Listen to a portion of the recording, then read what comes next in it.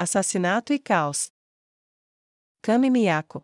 O sangue escorria da faca enquanto Raymond Zarg Lauransan a retirava do coração de sua última vítima. Os olhos estavam arregalados e brancos de terror, tão brancos que mesmo com a mínima luz da lua o cardeal da terra conseguia ver o medo como se fosse dia. Membro das escrituras por muitos anos, ele nunca realmente gostou de matar como alguns de seus colegas e antecessores fizeram. Nisso ele estava mais próximo de Zeshi. Era apenas um trabalho a ser feito, sem muita emoção, mesmo que os motivos fossem diferentes. No entanto, isso ele estava começando a gostar. Ao limpar a faca no cabelo do homem, ele olhou para o cadáver da esposa de sua vítima. Ela também estava com os olhos congelados em estado de choque. Ela foi a primeira a morrer. Seus olhos castanhos já estavam ficando leitosos e a cor de seu corpo desbotando e começando a ficar pálida. Os olhos dele seriam como os dela muito em breve. Seus cabelos castanhos combinando eram na verdade de comprimento semelhante. Eles eram um par estranho, mas não morreram por suas esquisitices. Em vez disso, eles morreram pela sua brutalidade. Você não poderia ficar satisfeito apenas em ser rico, não é?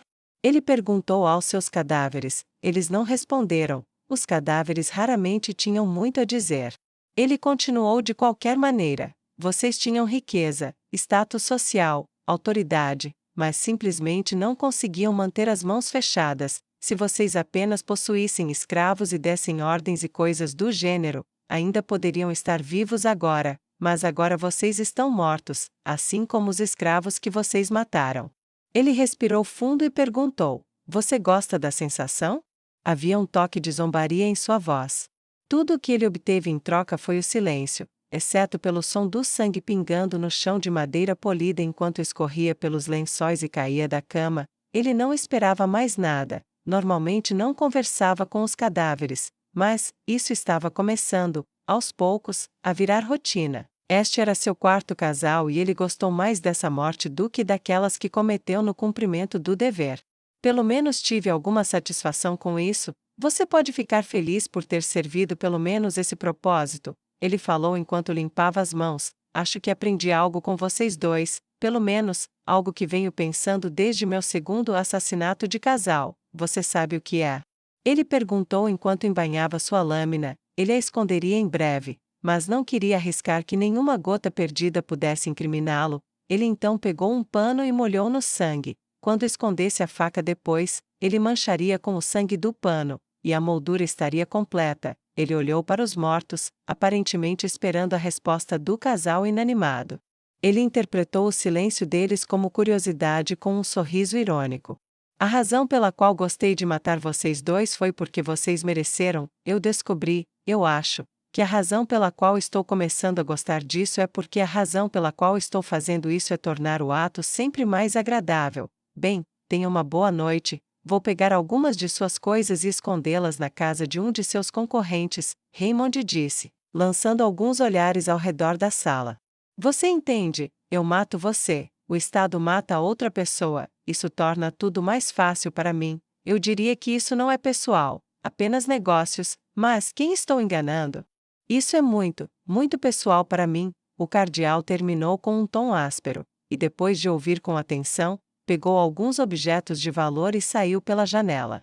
Ele fez questão de deixar a janela fechada atrás dele antes de cair no chão. Foi trivialmente fácil ir até o maior rival da família no comércio de escravos agrícolas e plantar alguns itens roubados no porão. Enquanto caminhava para casa, ele ponderou sobre os prováveis acontecimentos.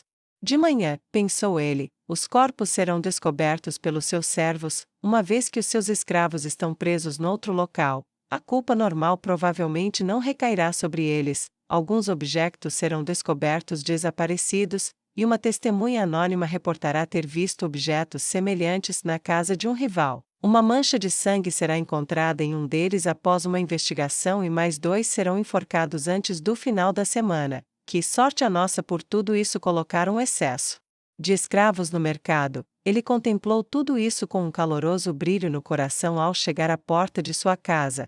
Ele entrou silenciosamente e não encontrou ninguém para atendê-lo. Era assim que ele queria. Ele foi silenciosamente para seu quarto e novamente encontrou Nua dormindo em uma cadeira esperando por ele. Ela agora fazia disso parte de sua rotina. apesar das advertências dele de que ela não precisava fazer isso. Seu longo cabelo loiro não estava na trança que estava no início.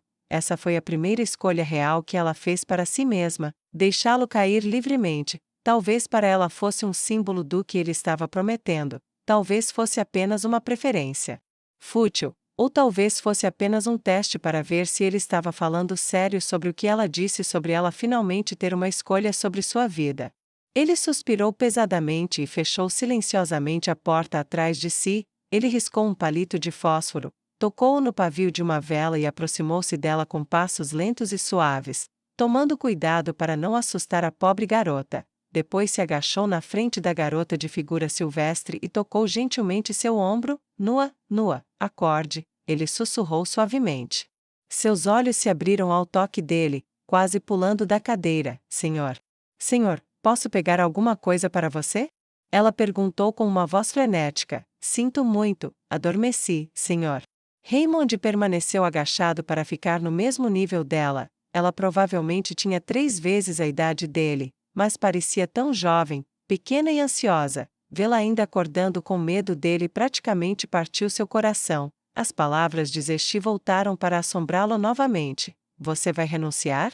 Ela havia perguntado a ele meses atrás, e depois que ele negou tal intenção, ela acrescentou amargamente. Então você aprova? Ela o convocou para fazer uma escolha moral que ele não fez, uma escolha que ela já havia feito para si mesma, e ele a decepcionou. Agora ele não podia pedir demissão, porque seu emprego era seu disfarce. Ainda assim, pensou ele, pelo menos agora, ela poderia aprovar que ele permanecesse para trás e permanecesse cardeal. Nua, você não precisa se desculpar, já é tarde e você tem seu próprio lugar para dormir, então não precisa esperar aqui por mim, já te disse 1000 vezes, ele disse gentilmente. Nua olhou seus olhos e não encontrou nenhuma mentira ali. Ela olhou nos olhos dele muitas vezes, toda vez que ele disse a ela que não iria machucá-la, toda vez que ele foi gentil com ela, toda vez que ele disse que ela não precisava se ajoelhar e tratá-lo como um mestre, ela olhou para lá novamente. Ela procurou repetidamente naqueles olhos por uma mentira que ela tinha certeza que tinha escondida dentro deles. No entanto, tudo o que ela encontrou foi calor e simpatia. Era impossível acreditar que um cardeal da nação que a vendeu repetidas vezes pudesse ser desse tipo. Então ela procurou. Senhor, mesmo que seja assim, eu quero, ela disse suavemente. Você tem sido gentil comigo, não quero considerar isso garantido. Ela o agraciou com um sorriso. Era pequeno, era nervoso, mas estava lá e era dela. Ela sempre se perguntava se ele sabia que ainda por trás de seus olhos havia descrença de que ele pudesse ser outra coisa que não um monstro. Ele balançou a cabeça. Bem, tudo o que preciso agora é dormir, então você pode ir para o seu espaço e descansar, ele sussurrou para ela. Ela se levantou lentamente, abaixou a cabeça e saiu graciosamente. A maneira como ela se movia o fez pensar que ela gostava muito de dançar antes de ser capturada. Ela se moveu com a graça do vento sobre a grama da primavera, sem um único gesto extra, e então fechou a porta, deixando-o sozinho. Raymond aninhou-se debaixo das cobertas depois de se despir. A cama estava deliciosamente fria, e ele adorou a sensação dela esquentando sob seu corpo. Isso trouxe um sorriso quase tão grande em seu rosto quanto ver os corpos de suas vítimas esfriarem sob sua faca. Foi uma noite longa, mas boa, e ele dormiu como os mortos que havia criado, até que alguém bateu em sua porta e viu a cabeça de Nu aparecendo. Mais 5 minutos, ele murmurou, grogue, boa noite ou não, já era tarde. Senhor, o cardeal Ginedine e o cardeal Berenice estão aqui para vê-lo, ela disse gentilmente. Dê-lhes um bom café da manhã e eu durma mais 1 hora. Os verei depois de comer, ele disse, com suas palavras interrompidas por um bocejo enquanto rolava de costas para a porta. Sim, senhor, ela disse obedientemente e fechou a porta silenciosamente atrás dela. Parecia que apenas 1 minuto se passou antes que Raymond sentisse o tremor em seu corpo. Ele reconheceu aqueles dedos delicados imediatamente. Era nua novamente. O que foi? Ele perguntou novamente, grogue. Mais 5 minutos, ele disse e tentou rolar novamente. Senhor, já se passou 1 hora, como você disse, os cardeais comeram e estão aguardando sua companhia, Nua disse insistentemente. Droga, ele murmurou, em grande parte incoerentemente. Obrigado, Nua, ele sussurrou. Diga a eles para subirem em 5 minutos, vou me trocar.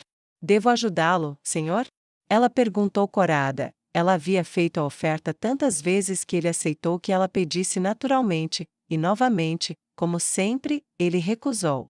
Não, Nua, não sou criança, posso me vestir sozinho, ele disse com um sorriso irônico no rosto. Ele sempre respondia assim. Ela assentiu obedientemente, grata não apenas por sua recusa, mas por como ele recusou. Isso permitiu que ambos fingissem que era o infantilismo que estava sendo recusado, e não a lascívia cruel de forçar uma escrava a servir seu dono com o corpo. Era um fingimento superficial, mas era mais um gesto de gentileza pelo qual ela estava grata, mesmo tendo certeza de que acabaria desaparecendo. Em seus momentos de silêncio a sós, a princípio ela se perguntou se ele preferia homens, mas gradualmente esse pensamento foi dissipado, à medida que ela entendia que ele simplesmente não faria isso com qualquer pessoa que vivesse em sua casa e que considerasse impotente. Isso também a confundia na época, e às vezes ainda o fazia. Ele pode realmente ser bom. Ela pensou consigo mesma repetidas vezes, e repetidamente negou e se convenceu de que ele a estava enganando, esperando que ela relaxasse antes de revelar sua verdadeira natureza sobre ela. É uma armadilha. Ela repetia mentalmente, toda vez que pensava algo positivo sobre ele.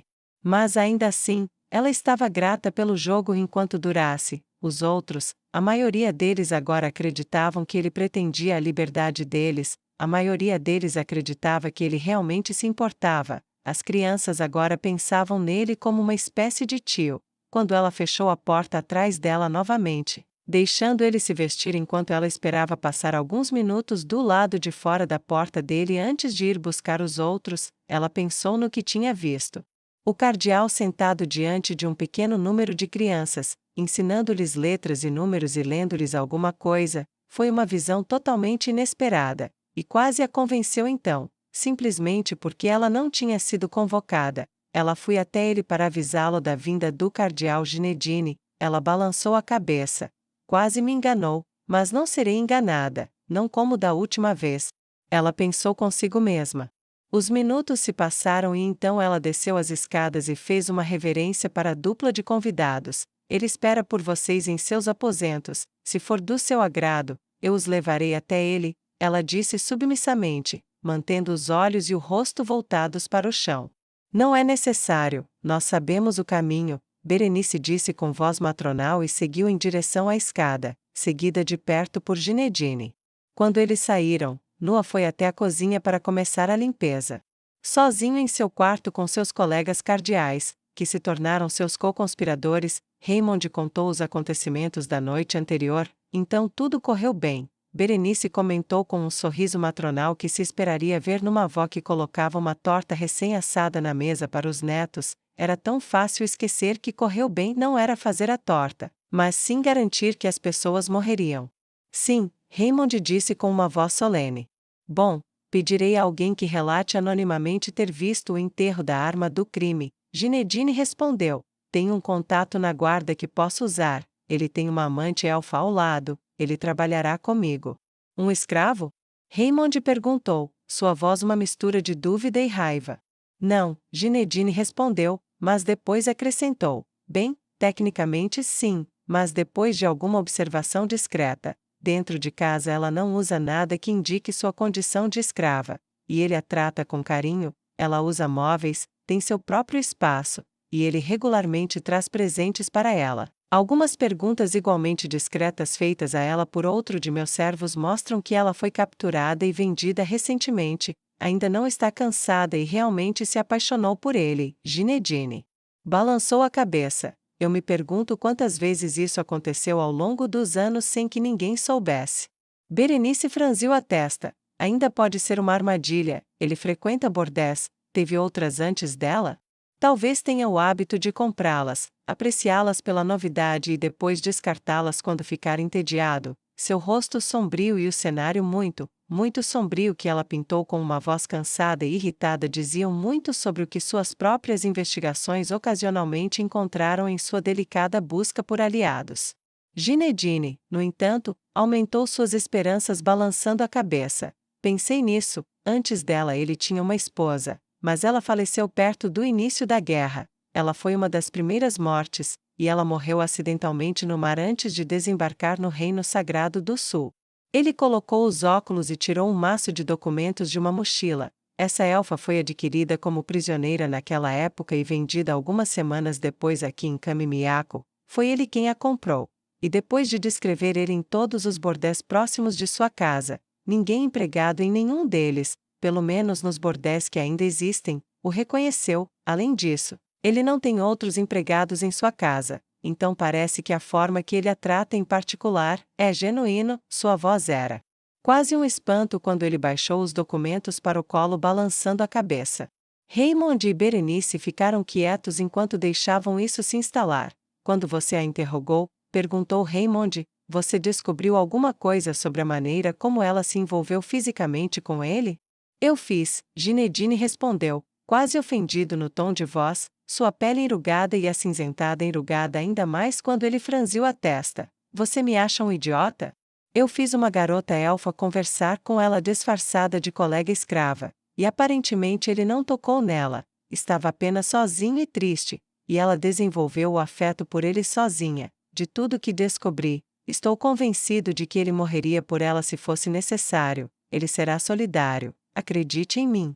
É um risco enorme trazer outro para este trabalho. Raymond disse incerto. Mas precisamos de alguns aliados ao longo do caminho se quisermos que isto seja eficaz, Berenice acrescentou. Eu suponho que sim, Raymond cedeu, baixando o olhar e relaxando visivelmente em sua cadeira com um suspiro pesado de preocupação e ansiedade absoluta. Então, por que mais você queria que viéssemos aqui?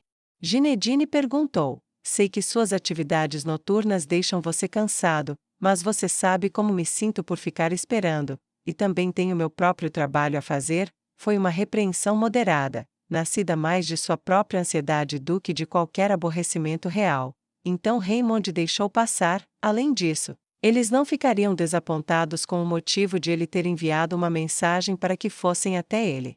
Raymond levantou-se sem dizer uma palavra e foi até a cômoda ao pé da cama. Tirou uma pequena chave de latão do pescoço, ajoelhou-se e destrancou-a. Quando ouviu o pequeno estalido da fechadura, levantou-se e abriu a tampa.